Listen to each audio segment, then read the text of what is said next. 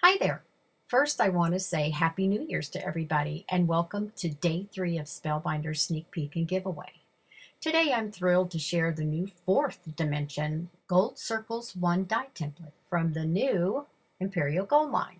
They cut, emboss, stencil, and now deboss too. They have laser-like detail and 4 times the creative power. In this video, I will show you how easy it is to work with these dies, and the results is fabulous. With the color of your choice, cut and emboss the grand rectangles for your card front. For this video, I'm working with a dark color so you will be able to see all the detail this die has to offer. Tape the dies together and place on your card front. With your tan embossing mat and your pink embossing plate, run them through the grand caliper. By doing this, you'll get a beautiful debossed effect on your card front. Now place your dies on the opposite corner of your card front and repeat the same steps as the first deboss circle. Only this time place your tan embossing mat and your pink embossing plate on half of your paper and once again run it through your grand caliper. To really enhance the beautiful detail this die has to offer, I'm going to use a dry brushing technique. So you'll need an old brush that can take lots of punishment, and this white bristle brush can do just that. You'll also need an old towel. I'm going to start working on my background first using this gorgeous golden glitz pigment ink. Simply start by pressing the brush into the ink pad. I usually test how much ink I have on my brush on a scratch sheet of paper. It's like a give and take kind of thing. You want the ink, but not globs of it. You may want to practice this a few times before you start an actual project until you learn how much pressure you need. But believe me, it's worth it. So, start at the edge of the design and lightly brush the brush over the detail of the entire piece. Look how beautiful that is. It just makes that detail pop. Now we are finished with the deboss design and need to work around the edges. This is a little different because the edges are smooth. Start by adding ink to your brush and test on a scratch sheet of paper just like before. Then again, start at the paper's edge and lightly brush the edges like this. To finish my card front, I selected Becca's stamp set called Just the Right Words and stamped in the upper left-hand corner. Place your dies on your base plate, then place some wax paper over the die. I use the wax paper because this die has tons of detail, and the wax paper just helps it release from the die after you cut and emboss. Then add your cardstock and cut and emboss with a grand caliper, and then just remove it from the die. Cut, but don't emboss, the largest circle in this set. Place your largest Gold Circle 1 die on the circle you just cut.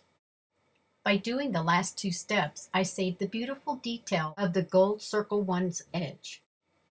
Again, cut, but don't emboss, 2 more circles that match the sizes of the Gold Circles 1. Now let's have some fun by adding colors, once again using the dry brush technique. I do want to mention they call it a dry brush technique because throughout the entire process, your brush is completely dry. Put some acrylic paint on some wax paper. I use paint because I have tons left over from when I used to do toll painting years ago. But I will show you a finished project that I did use an ink pad to do the same dry brush technique later on. You want to get a good amount of paint on your brush to start with, and then in a circular motion on your towel, wipe it off until it looks like this. Starting at the edge of your paper, lightly brush on your color. I repeated the same process about 3 times until I got the deep color I wanted, and continued on each piece as shown. Now we are ready for our next color. You will notice my brush still has the burgundy paint on it because I did not want to put water on my brush. It's a dry brush technique. But like before, put lots of paint on your brush until the burgundy's all gone. You may need to do this step a couple of times. And again, in a circular motion on your towel, continue until you have something like this.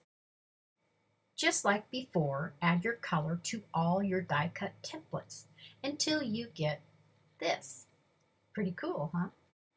Once again, let's go back to that gorgeous gold pigment ink and repeat the same steps we did for the burgundy and the green. And once again, we want to end up with something like this. You may be wondering why I wanted to work with a brush and not a sponge for this project.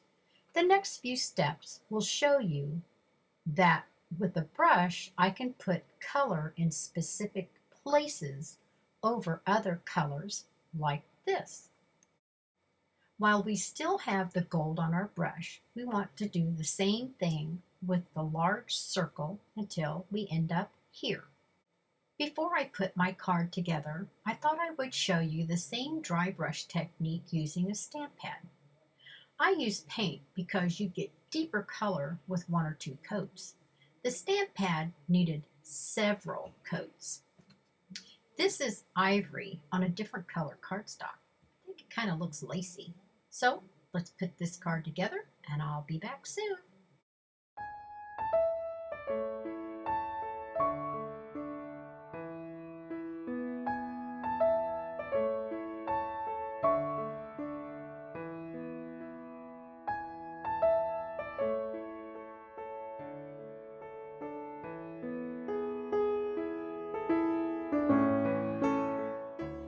And that's it. Thanks for joining me today. And like always, I have more pictures to follow. The very last card was made using a stamp pad. So please visit Spellbinders for more information about their giveaway and their sneak peeks. Bye now.